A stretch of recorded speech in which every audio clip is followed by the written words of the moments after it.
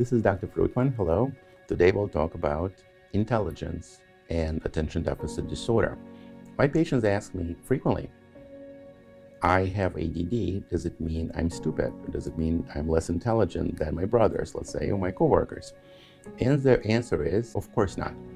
ADD and intelligence are not related whatsoever, and ADD is an unfortunate name because it's called attention deficit disorder, but in fact, ADD probably is just a neurologic condition, and where a person is different, but I don't think is either disabled or disordered.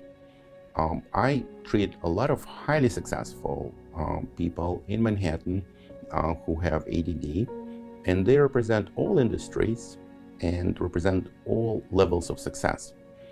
I would say having ADD, you can do anything that a person without ADD can do.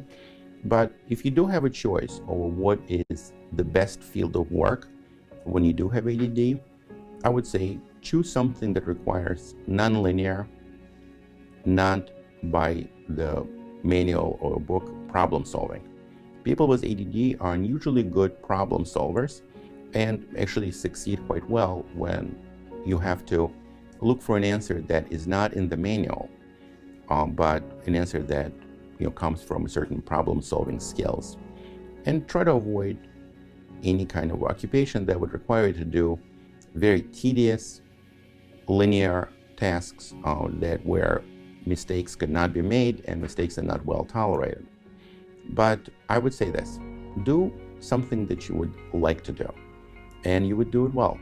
One thing about people with ADD is that they have unusually high rate of success when they do something that they like and are then able to hyper-focus without a lot of effort on things that they actually like. And if you have ADD, you probably know that about yourself.